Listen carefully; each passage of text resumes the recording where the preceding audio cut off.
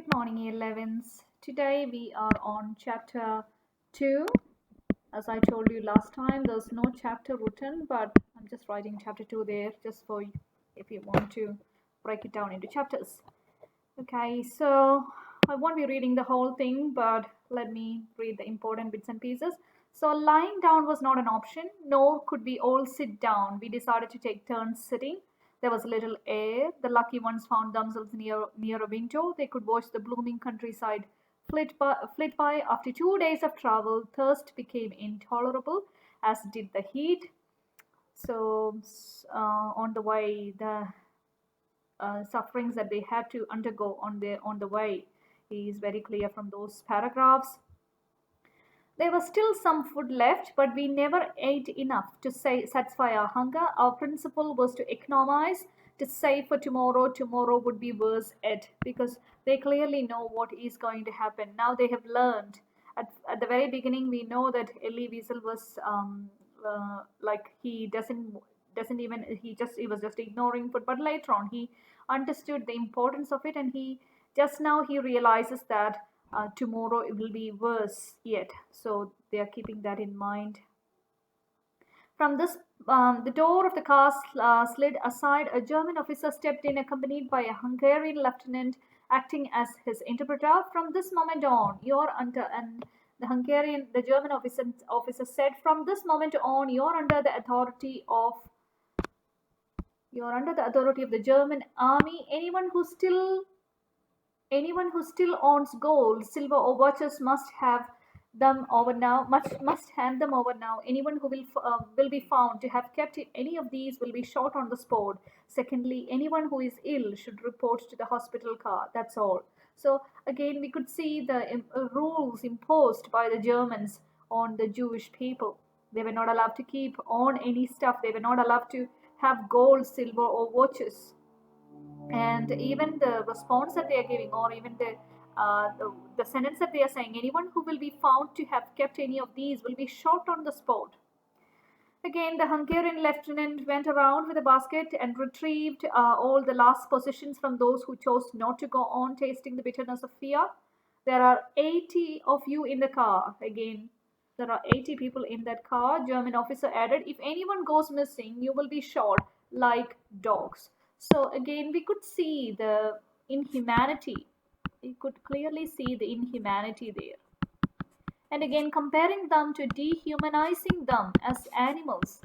Dehumanizing. Comparing them to animals like dogs. They themselves are mentioning that. So just like dogs. Again, anyway, so the treatment is actually inhumane, brutal treatment. And if anyone goes missing, you will be shot like dogs. And the two disappeared. The doors clanged shut. We had fallen into the trap up to our necks. The doors were nailed. The way back irrevocably cut off. The world became hermetically sealed cattle car. So again, it's just like sealed cattle car. There was a woman among us. I want you to remember the name of this woman because she plays an important role. There was a woman among us, a certain Mrs. Shachter.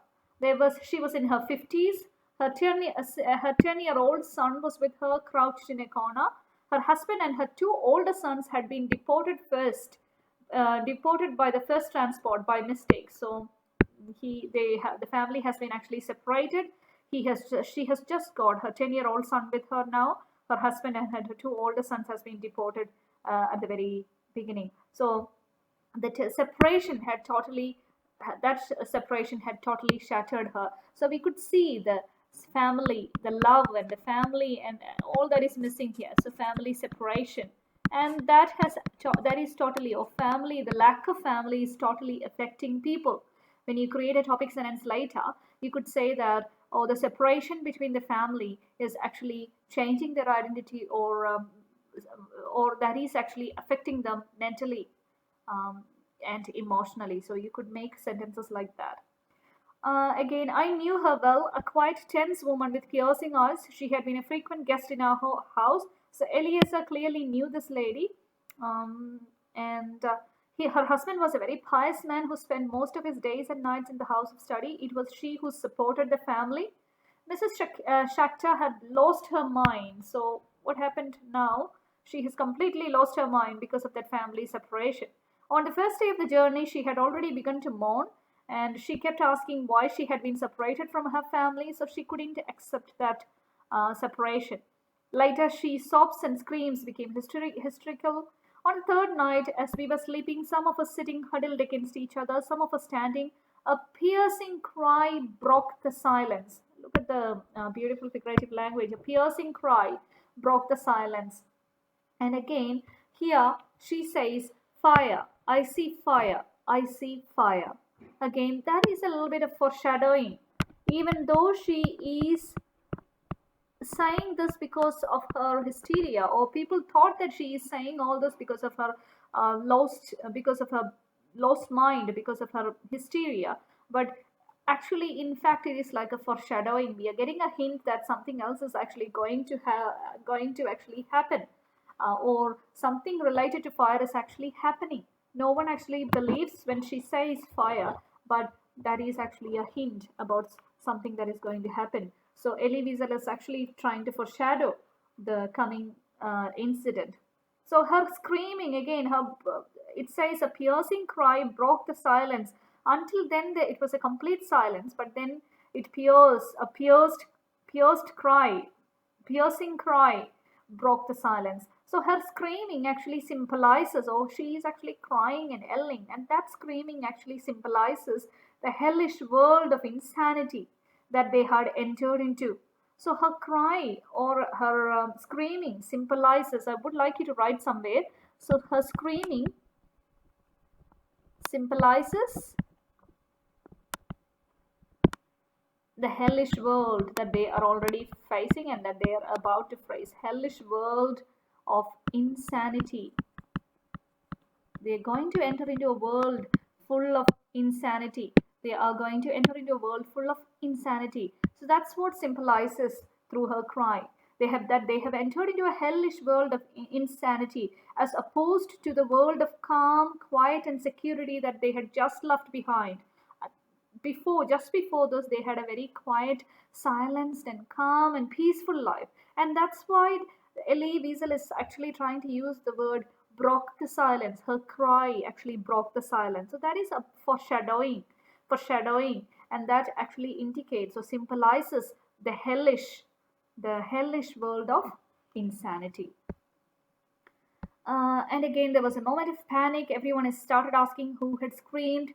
Again, she looked like she looked like a withered tree in a field of wheat. You know that it's a simile. She looked like a withered tree. So simile to show her situation, to show her current situation. And again, she was howling, pointing through the window. Again, she was pointing at something through the window, and she again repeats that same phrase, look, look at this fire, this terrible fire, have mercy on me. So she is constantly saying this phrase, look, look at this fire, this is terrible fire. Some pressed against the bars to see. There was nothing, only the darkness of night, so no one could see it, but only the darkness. It's complete darkness. Again, that darkness actually symbolizes the dark world, or that they are going to enter into. They don't know what is going to be there, so it's the darkness that they are going to enter into in their life. It took us a long time to recover from the harsh awakening. We were still trembling with every screech of the wheels. We felt the abyss opening beneath us. Unable to still our anguish, we tried to reassure each other. She's a mad, poor woman. Someone had placed a damp rag on her forehead, but she nevertheless continued to scream. She is continuing, fire, I see fire. Again, her little boy was crying, clinging to her skirt, trying to hold her hands. It's nothing, mother, there's nothing there. Please sit down. He pained me even more than he did his mother's cries. See, look at the child, look at the little boy, and look at Elise's point of view. And he says that more than the mother, his pain, that boy's pain, that actually hurt him. He pained me even more than he did his mother's cry. Some of the women tried to calm her. You will see, you will find your husband and sons again in a few days. So people are trying to give her hope and they are trying to reassure her. But still, She continued to scream and sob fitfully.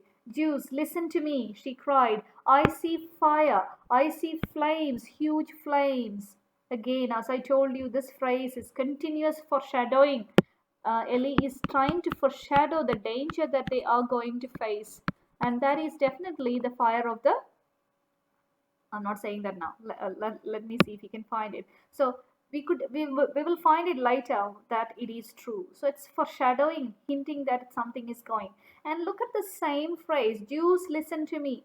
Remember in chapter 1, Moshe the beadle was also trying to say to the people, Jewish people, listen to me. And people were actually ignoring.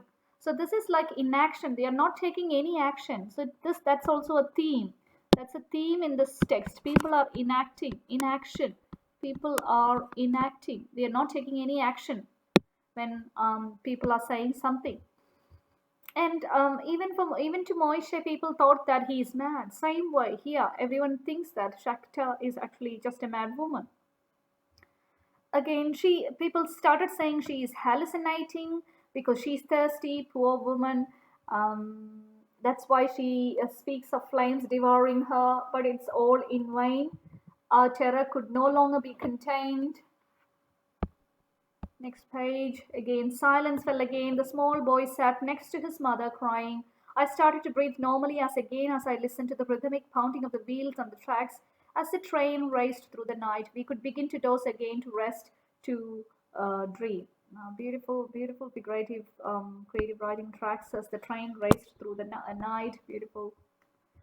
And again, and so an hour or two passed. Another scream jolted us. The woman had broken free of her bonds and was shouting louder. Look at fire, look at the flames, flames everywhere. As I told you before, again, it is foreshadowing. Once again, the young men bound and gagged her. When they actually stuck her, people shouted their approval. Keep her quiet. Make the mad woman shut up. She is not the only here. So everyone is just trying to attack her. And no one is taking any action. She received blows to the head. Blows that could have been lethal. Her son was clinging desperately to her, not uttering a word. He was no longer Her son was clinging desperately to her, not uttering a word. He was no longer crying. Again, you could see that in between, like everyone is same in that train, but still, people, they are all powerless prisoners. They are all powerless prisoners, and they are taking out their anger on those weaker than themselves.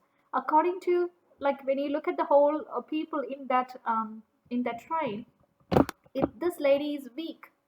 So the powerless prisoners, all of them are powerless. So powerless prisoners, they are actually taking out their anger on these kinds of weaker people, like this lady. And she is receiving blows, again, cruelty and inhumanity. Even these people are behaving like that, behaving in a cruel way. And again, this is also foreshadowing. They are all going to receive such kind of severe blows from the Germans later on. So cruelty and inhumanity, as I told you, powerless prisoners. They are all powerless, and they are trying to take their anchor on the weaker ones among them. And again, he was not crying. The boy was no longer crying. The night seemed endless. By daybreak, Mrs. Schechter had settled down, crouching in her corner, her blank gaze fixed on some faraway place. She no longer saw us. She remained like that all day, mute, absent, alone in the midst of us. So until that time she was shouting, but then she got several blows, and then she was quiet. She was mute. She was mute in the sense that silence. She was silenced. Basically, she was silenced by other people. And her silence, that silence actually symbolizes her inability, her powerlessness, symbolizes her powerlessness. That symbolizes her powerlessness or her inability.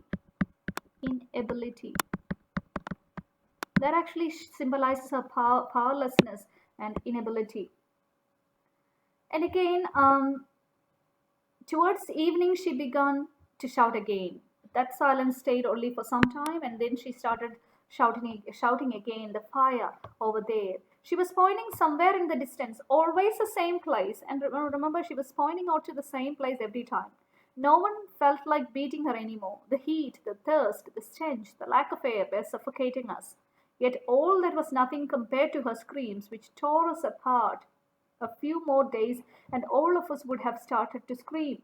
So, survival is actually, again, here, when I say people, when I read people gave her blows, survival is the only concern. Everyone wants to survive. So, survival is the only concern, and human emotion. And human emotions and effective ties actually become irrelevant at that time. Everyone is trying to survive.